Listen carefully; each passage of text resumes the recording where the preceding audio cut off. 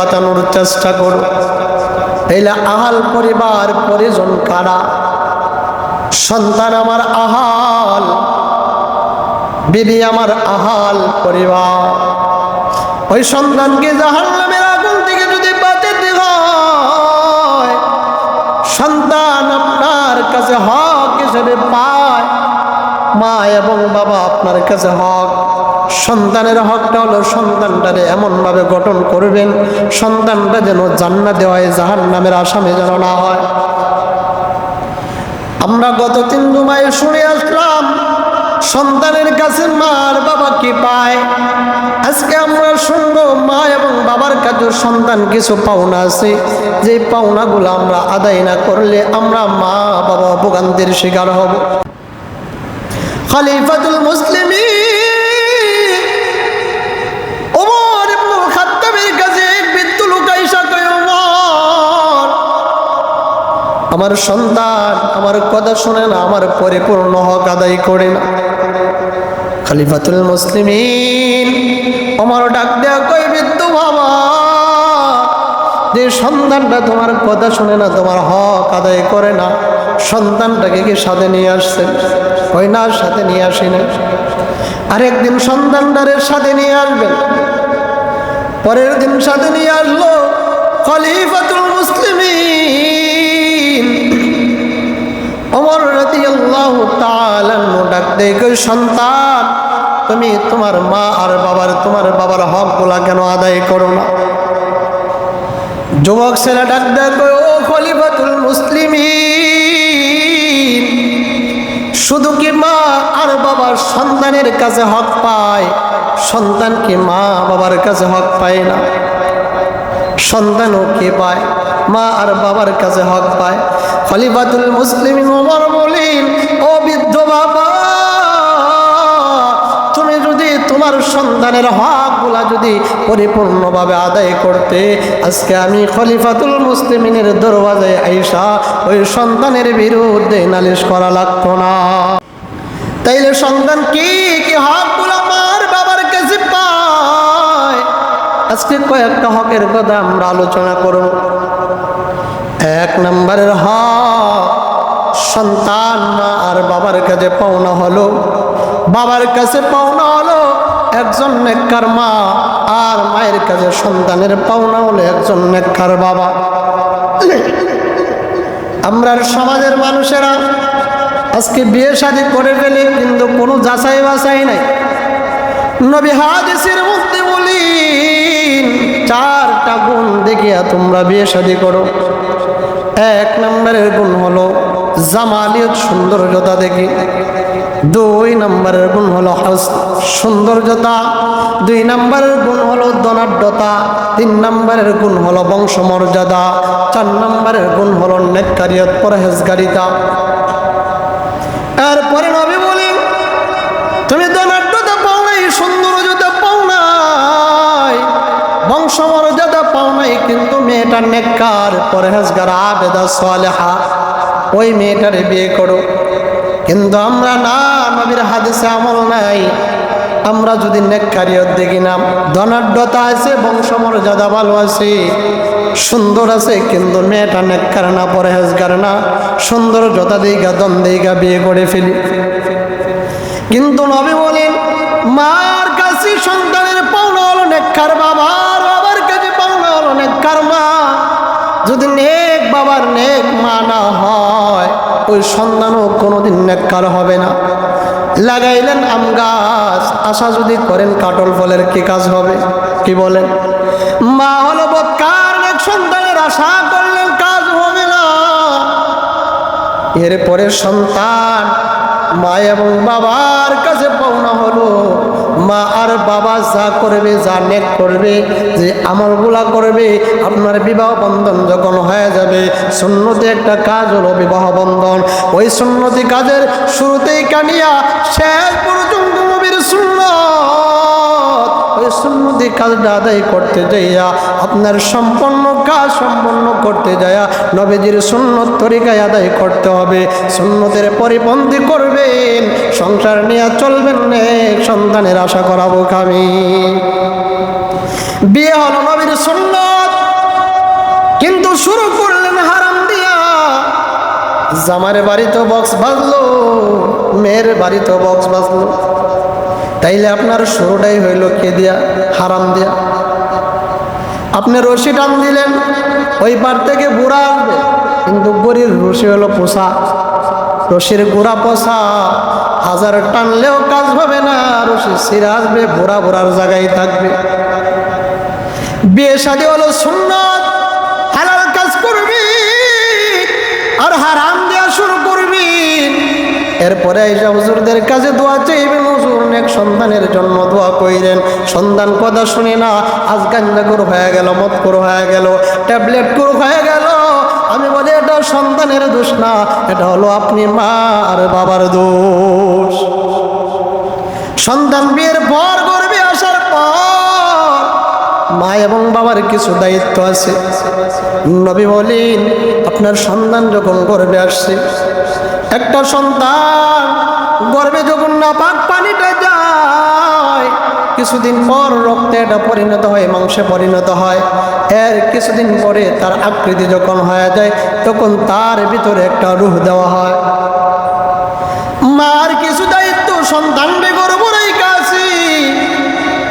মা গর্ভে সন্তানের রেখা, চিকিৎসা বিজ্ঞানেরা বলেন সন্তানের ভিতরে যখন রূহ আসে, যে মায়ের পেটে সেই সন্তানটা থাকে, ওই মা যেই কাজগুলা করে, যে আওয়াজগুলা দেয়, চিকিৎসা বিজ্ঞান বলে ওই সন্তানের কর্ণ করে দেয় তা পৌঁছায়। আপনি সন্তান গর্ভ নিয়ে কোরআন তেলাওয়াত করবি, আপনার সন্তানটা কোরআন পড়নেওয়ালা হবে। সন্তান গর্ভে নিয়ে গান শুনবেন, আপনার সন্তানটা গায়ক হবে। সন্তান গর্ভে নিয়ে নায়ক নায়িকার, চিত্রনায়ক নায়িকার ফিল্মগুলা দেখবেন, আপনার সন্তানটাও এই অবৈধভাবে কি হইব? ফিল্ম করইব, চিত্রনায়ক নায়িকার হওয়ার চেষ্টা করব। এজন্য মা এবং বাবার দায়িত্ব হলো, আমরা সমাজ এত কলুষিত হয়ে গেছে, সমাজের বাবার এত অবহেলিত হয়ে গেছে। মা আর বোনেরা যখন নাকি গর্ভবতী হয়, আমরা সমাজের মানুষেরা কয় এখন সে অসুস্থ, বাড়ি হয়ে গেছে, কোনো কাজ করতে পারবে না। একটা এলইডি ঘরের ভিতরে টানাইয়া দেয়, বিভিন্ন ধরনের চ্যানেলগুলা দেয়। কোরআন তেলাওয়াতের কোনো কাজ নাই, কোরআন তেলাওয়াতের কোনো খবর নাই, নামাজ নাই, রোজা নাই, 24 ঘন্টা শুধু এলইডির দিকে তাকাইয়া থাকে। নবী বলেন, সন্তান গর্ভে নিয়া ওই যে এলইডির আওয়াজ কানে ঢুকাইছো, ওই সন্তানের কর্ণ কুরে ওই আওয়াজগুলা ঢুকছে, ওই সন্তান গর্ভধারণের পর ওই সন্তান বড় হবে, কিন্তু মনে মনে যা আশা করলেন নেককার, হয়তো সন্তান কোনোদিন নেককার হবে না। এই হলো দায়িত্ব গর্ভে থাকার সময়। সন্তান যখন দুনিয়াতে আগমন করলেন, তখন আপনার কিছু দায়িত্ব আছে। সন্তান দুনিয়াতে ভূমিষ্ঠ হওয়ার পর আপনার সর্বপ্রথম দায়িত্ব হলো ডান কানে আজান, বাম কানে কি? একামত। কিন্তু আমরা ইমানের দুর্বলতার কারণে, আজকে যুগের কারণে এমন পরিস্থিতির সম্মুখীন আমরা হয়। আজ থেকে 20 বছর আগে সিজার নামের কোনো কি ছিল না, চিকিৎসা ছিল না। কি বলেন ছিল? সিজার আজ থেকে 20 বছর আগে ছিল খুব কম সংখ্যক। আজ থেকে 50 বছর আগে সিজার কি জিনিস মানুষ চিনতই না। আজকে সমাজের মানুষেরা, বাবারা ভাইয়েরাও একটু অবহেলিত অবস্থায় দেখা বিবির মায়া করে সিজার হয়ে যায়, অথচ বাচ্চাটা নর্মাল হয়ে যায়।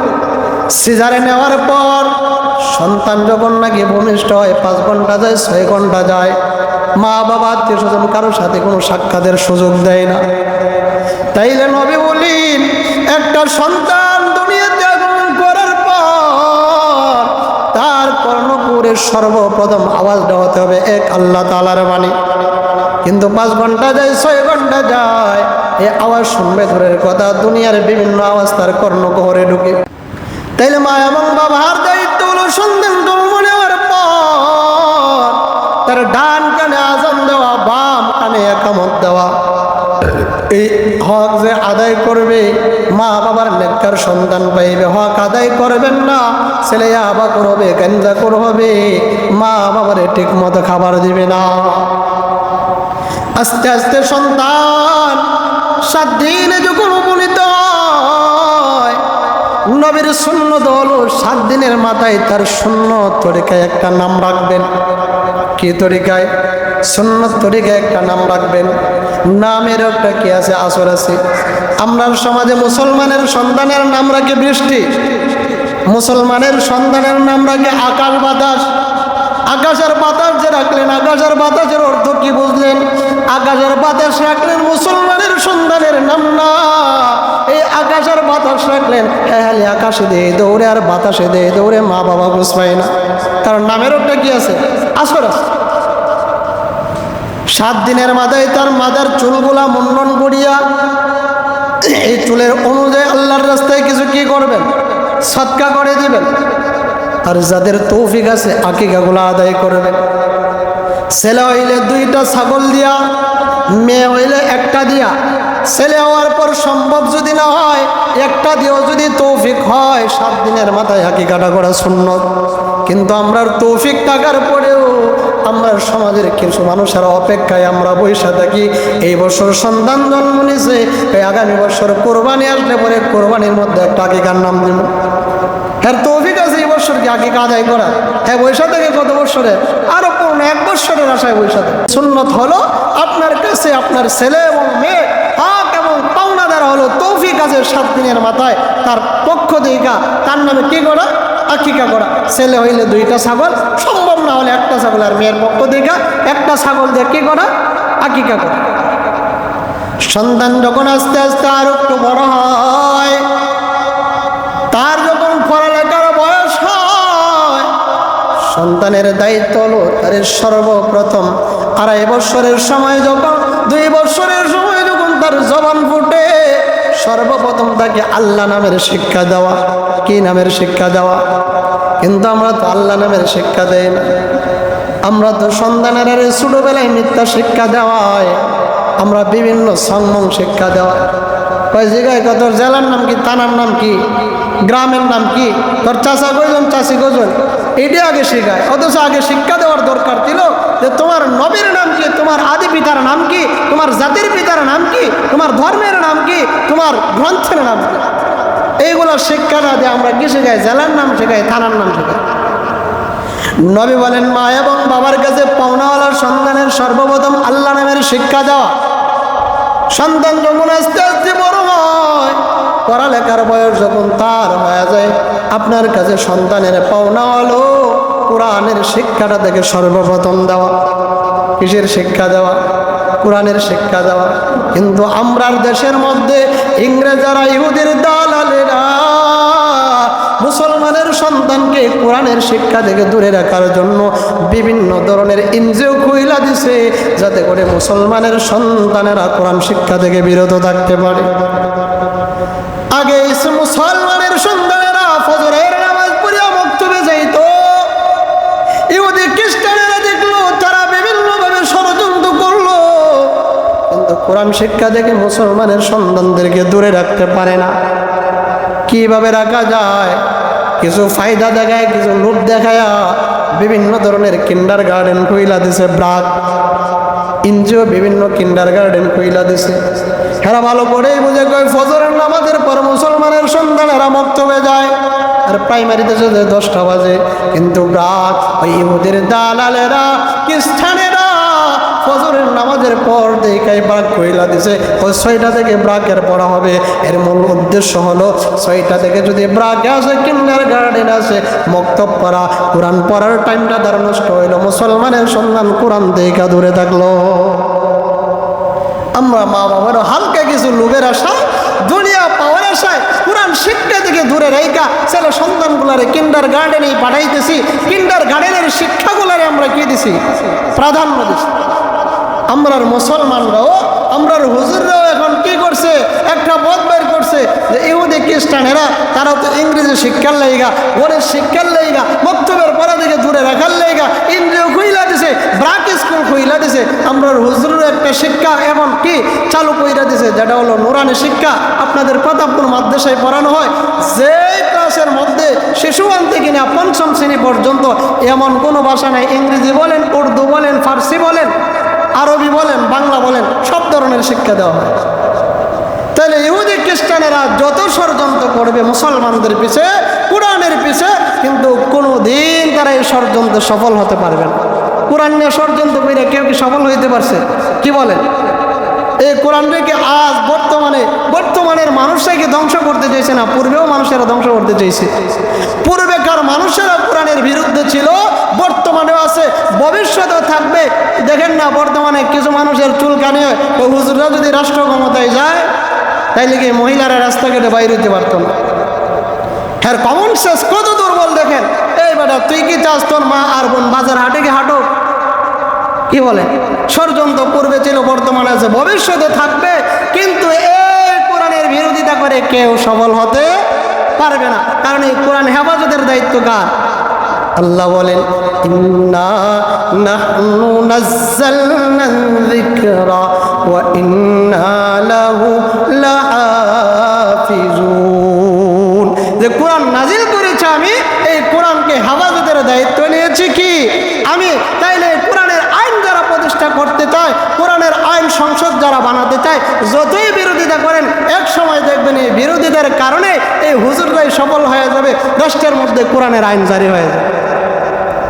তাইলে সন্তানের কাছে কি, মা আর বাবার কাছে সন্তানের পাওনা কি, যখন তার বয়স হয়ে যাবে 5 থেকে 7 বছর, সর্বপ্রথম তাকে কি শিক্ষা দেওয়া? কোরআনের শিক্ষা দেওয়া। আমি বলি নাই যে মাদ্রাসায় পড়ার। মুসলমানদের ডাক্তারের দরকার আছে, ইঞ্জিনিয়ারের দরকার আছে, কি বলেন?